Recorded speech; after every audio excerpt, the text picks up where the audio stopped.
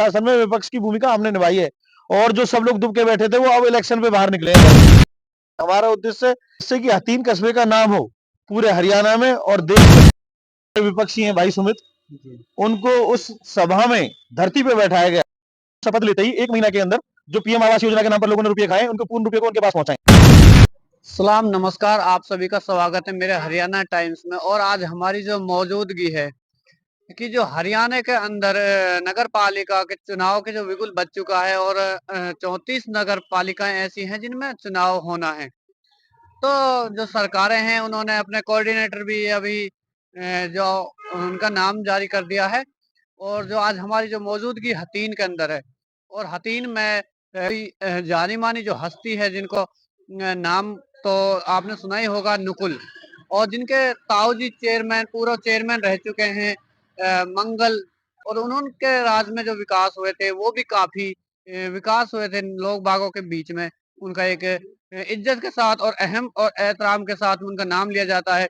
आज हम उनके भतीजे के साथ में जो हमारे साथ मौजूदगी है नुकुल कुमार, तो हम इनसे बात करते हैं। इन्होंने राजनीति में आए हैं, क्या इन्होंने राजनीति पारिवारिक की वजह से राजनीति में आए हैं या इनका राजनीति में आने का मकसद क्या है? जी, सबसे पहले तो आपका स्वागत है मेरे हरियाणा टाइम्स में।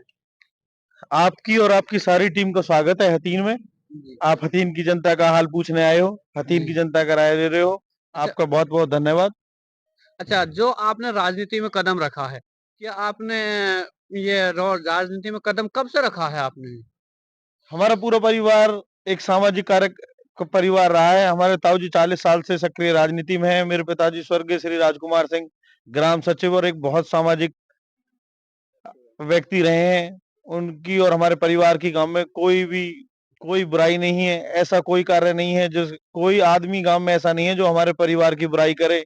हमारे परिवार पर ना कोई जमीन के कब्जे हैं, ना लोगों में आपस में लड़ाने के काम है। उन्होंने बड़े सामाजिकता से 40 साल के अपने बेदाग करियर में काम किया है। उन्हीं की सोच को आगे बढ़ाते हुए मैं राजनीति में आया हूँ। मैं अभी एचडीएफसी बैंक से वर्किंग होकर अब मैंने रिजाइन दिया है उसमें, अच्छा राजनीति में आने के लिए जी। और उनकी इस विरासत को आगे बढ़ाने के लिए। उन अच्छा अच्छा, आपका प्रोफेशनल बिजनेस क्या है? प्रोफेशनल मैं बैंकर हूँ। अच्छा पहले मैं बैंकर था, अब मेरा खुद का पेट्रोल पंप है। और अब ताऊ की विरासत को आगे बढ़ाने के लिए, ताऊ जी की तबीयत सही नहीं थी, सिर्फ इसीलिए राजनीति में आना पड़ा। अच्छा, जो यहाँ से विकास जिस तरीके से यहाँ पे पूर्व चेयरमैन अब फिलहाल जो चेयरमैन है और उसके राज में किस तरीके का विकास हुआ है, जो अब 5 साल 7 साल से जो चेयरमैन चल रही, या फिर आपके जो राजनीति छोड़ा है आपने उसके बीच में और अब तक कितना विकास हुआ, किस तरीके का विकास हुआ तीन के अंदर?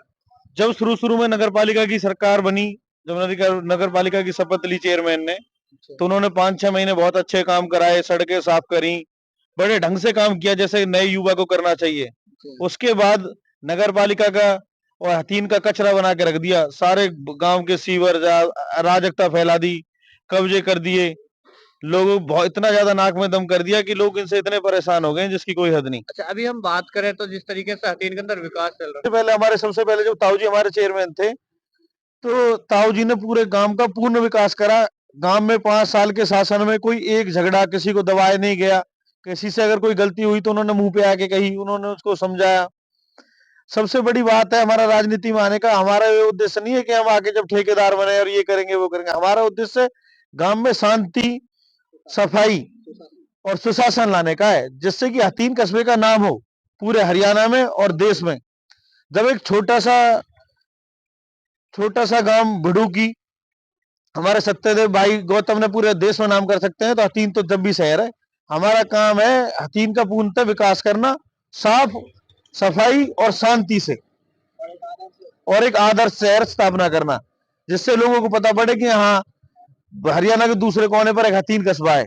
है कि कहीं पे जेसीबी चल रही है, कहीं पे लैंटर गिर रहा है, तो उसके बारे में आप क्या कहना चाहेंगे? जो रास्ते जितना काम पिछले 5 साल में नहीं हुआ ना, उतना ही प्रशासनिक काल में 1 साल में हो रहा है। सारे अफसर बढ़िया तरीके से काम करा रहे हैं। अभी काम हुआ है, उससे पहले कोई काम नहीं हुआ था। अच्छा सारी नगर पालिका सारी नगर पालिका पीएम विकास योजना के नाम पर, गिरहटी पटरी वालों के नाम पर दबाया जा रहा था। लोगों से बेफजूल के रुपये लिए गए हैं, उन्हें दबाया गया है। लोगों के संग बहुत ज्यादा अराजकता की गई है। अच्छा अधिकारियों का काम का श्रेय लिया जा रहा है। अब 1 साल से जो काम हो रहे हैं उसका श्रेय लिया जा रहा है कि हमने कराया और हमने किया है। उससे पहले कुछ नहीं हुआ। गांव में सबसे पहले हम चेयरमैन रहे थे जब 2008 से 2012 तक रहे थे। फिर उसके बाद हमारे भाई राजवीर तंवर रहे हैं। उन्होंने और हमने मिलकर जब साथ काम किया था तो गांव में जितनी भी चौपाल थी सबका नवीनीकरण कराया है, सारे रोड बनाए गए थे, गांव में पूरी में लाइट लगाई गई थी, साफ सफाई थी। और सबसे बड़ी बात है, गांव में शांति बहुत थी। उतनी शांति गांव में जब से बना है आज तक कभी भी नहीं रही। लोगों को अलग अलग तरीके से दबाया गया है, कभी किसी बहाने से, कभी किसी बहाने से। पार्कों का निर्माण हमने ही किया है। जो ये अपने पार्कों को गा रहे हैं कि हमने निर्माण कराया है, ये इनके ही कब्जे वाली जमीन थी। उसको हमने छड़ा के, उसकी बाउंड्री करा के, मट्टी गिरा के, और हमारा कार्यकाल समाप्त हो गया। इन्होंने घास लगा के अपने पार्क बना लिए। अच्छा, बात करी जाए तो आपके चुनावी मुद्दों की, तो आप जनता के पास जाएंगे, क्या आपके मुद्दे होंगे? आप जनता से क्यों वोट, किस बात के लिए आप वोट मांगेंगे? जनता से क्या बात मुद्दे होंगे आपके? हमारा सबसे बड़ा मुद्दा है, सरकारें तो तीन बहुत दिन से पहले पंचायत रही है, फिर उसके बाद नगर पालिका बन गई है। लोगों ने सड़क बनाई है, लाइन दवाई है, कोई सबने अपने अपने कार्यकाल में अलग अलग विकास कार्य किए हैं। हमारा सबसे प्रमुख काम रहेगा गांव में नैतिकता और शांति बनाए रखना। हमारे यहाँ 2014 से के बाद इतनी बड़ी अराजकता हो गई जिससे कि हथीन का नाम धूमिल किया गया है। हमारा सबसे बड़ा और सबसे पहला प्रयास है गांव में शांति स्थापना करना, अच्छा। आपसी भाईचारा बनाना। अच्छा, हथीन की जनता से आपको उम्मीद है कि आपको चुन पाएगी हथीन की जनता? हमें हथीन की जनता से तो बहुत उम्मीद है और जनता को हमसे बहुत उम्मीद है, और हम चुने तो जाएंगे ही, उसमें कोई शक नहीं है। अच्छा। और एक भारी मतों से जीतेंगे। अच्छा। ये हथीन की आदर्श इलेक्शन होगा, ये अच्छा। बड़ा इलेक्शन। अच्छा, अगर मान लो हथीन की जनता आपको चुन देती है, हथीन जनता, तो आप सबसे पहले हथीन की जनता का ऐसा आपको कौन सा मुद्दा लगता है? मुद्दे तो बहुत है हथीन के अंदर, लेकिन सबसे अहम मुद्दा कौन सा है आपको, जो सबसे पहले आप उसकी आवाज उठाएंगे और आप उसको सोल्व करेंगे सबसे पहले? हमारा सबसे पहला मुद्दा है कि हम शपथ लेते ही 1 महीना के अंदर जो पीएम आवास योजना के नाम पर लोगों ने रुपये खाए, उनको पूर्ण रुपये को उनके पास पहुंचाएं। जो लोग गरीब तबका दबका पड़ा है, घरों के आधे काम हो गए हैं, आधे रह गए हैं, सबसे बड़ा कार्य हमारा यही रहेगा। और उसके बाद सफाई पूरे गांव की। अच्छा, वादे तो जो राजनीति में आते हैं, वादे तो इलेक्शन से पहले सब करते हैं। क्या आप उन वादों पे, जो आप जनता से वादे कर रहे हो, वादे करोगे, क्या उन पे आप 100% या फिर कहीं न कहीं आप उन पे पूरा उतर पाओगे? 100% उन पे पूरा उतरेंगे और करके दिखाएंगे। हमने करके दिखाया है और करके दिखाएंगे। हमारा परिवार एक गांव का पूरा ऐसा परिवार है, हमारे पिताजी और 5 भाई हैं, उन पे एक भी कोई दाग नहीं है। कोई गांव का कोई भी व्यक्ति उनके बारे में बुरा नहीं बोल सकता। उनका उद्देश्य है गांव में शांति बनाना और शांति से रहना। कोई गरीब आदमी रात को किसी भी समय हमारे घर आया है, हमने खाली हाथ नहीं भेजा। पूरे 5 साल के इसमें नगर पालिका के शासन में विपक्ष की भूमिका हमने निभाई है, और जो सब लोग दुब के बैठे थे वो अब इलेक्शन पे बाहर निकले हैं घर से। अच्छा, जिस तरीके से बात करें हम, पूरे हरियाणा के अंदर बीजेपी सरकार है, और हथीन से यहाँ पे जो पूर्व विधायक रहे हैं 5 साल, प्रवीण डागर, और हथीन से चेयरमैन भी जो यहाँ से बीजेपी के रहे हैं। फिर भी हथीन के अंदर विकास की बात करें तो जो 11 नंबर वार्ड है, उसमें पानी एक एक हाथ खड़ा हुआ है। और बात की जाए और भी जगह की, तो आज भी फिलहाल भी वहाँ कहीं ना कहीं हथीन के अंदर वार्डों में जो पानी और गंदगी का माहौल है, वो फिर भी इतना वो है। यहाँ से 3 से बीजेपी के विधायक रहे हैं सबसे पहले। अभी फिलहाल जो इलेक्शन हुआ उसमें बीजेपी का जो विधायक है, उनको हार का सामना करना पड़ा है। और हथीन के अंदर में जो हथीन के चेयरमैन है वो भी बीजेपी से ही है, लेकिन फिर भी हथीन के अंदर पानी की, गंदगी की साफ सफाई नहीं है। और कहीं पे रास्ते टूटे हुए हैं, कहीं पे कुछ है। और अभी फिलहाल जो काम चालू किया जा रहा है, क्या इसका क्या कारण रहे होंगे आप?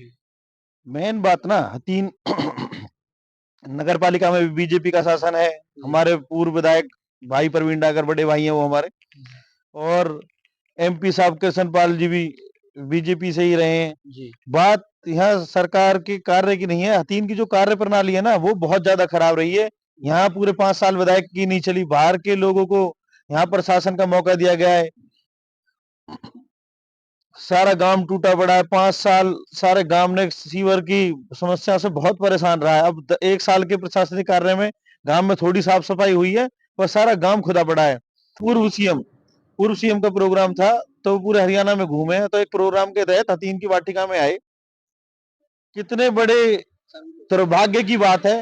वैसे तो हमारे विपक्षी हैं भाई सुमित, उनको उस सभा में धरती पे बैठाया गया सीएम के आगे, जबकि वो शहर के नुमाइंदे हैं।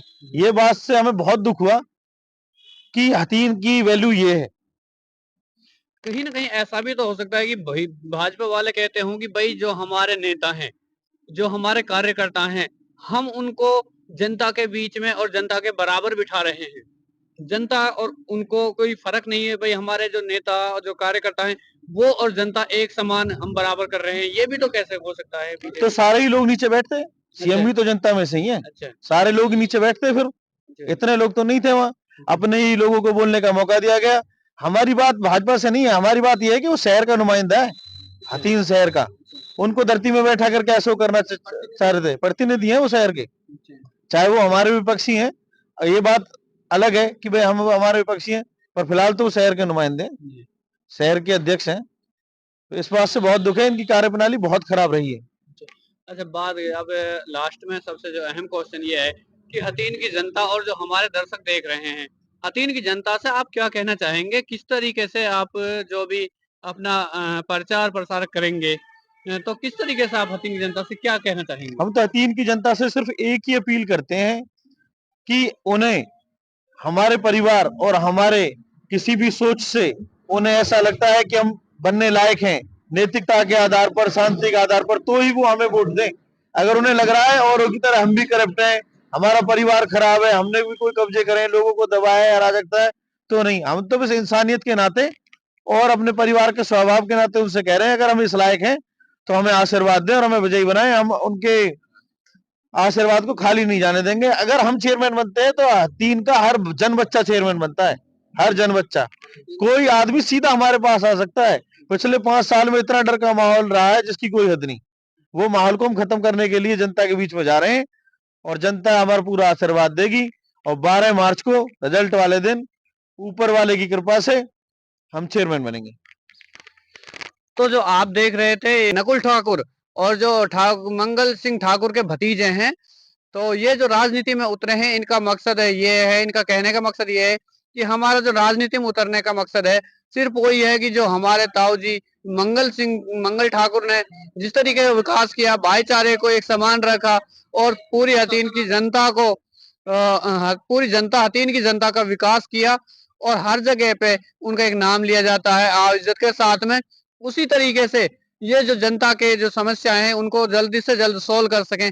कहीं ना कहीं पूरे हरियाणा प्रदेश के अंदर हतीन को भी ये एक ऐसा शहर बनाना चाहते हैं कि जिसका नाम पूरे हरियाणा में जिस तरीके से एच से हरियाणा और एच से हतीन, उसी तरीके से हरियाणा के साथ में हतीन लिया जाए, तरीके से हरियाणा के साथ में हतीन हर वक्त हर जगह जुड़ा रहे। भाई जिस तरीके से हरियाणा है, हरियाणा के अंदर एक सफल जो शहर है वो हतीन है। ये इनका जो असली मकसद है कहने का कि भाई हम हतीन को इस तरीके से बनाएंगे जिस तरीके से हरियाणा का नाम पूरे हिंदुस्तान के अंदर लिया जाता है कि भाई हरियाणा हरियाली और हतीन भी उसी तरीके का एक विकसित शहर बने। हतीन का एक अच्छा शासन काल जो स्थापित हो और हतीन को पूरे हिंदुस्तान के अंदर, ये इनका जो मकसद है कि हतीन को भी एक हरियाणा को भी हतीन के नाम से जाना जाए, इतना विकसित और सफल हतीन होना इनके मकसद है।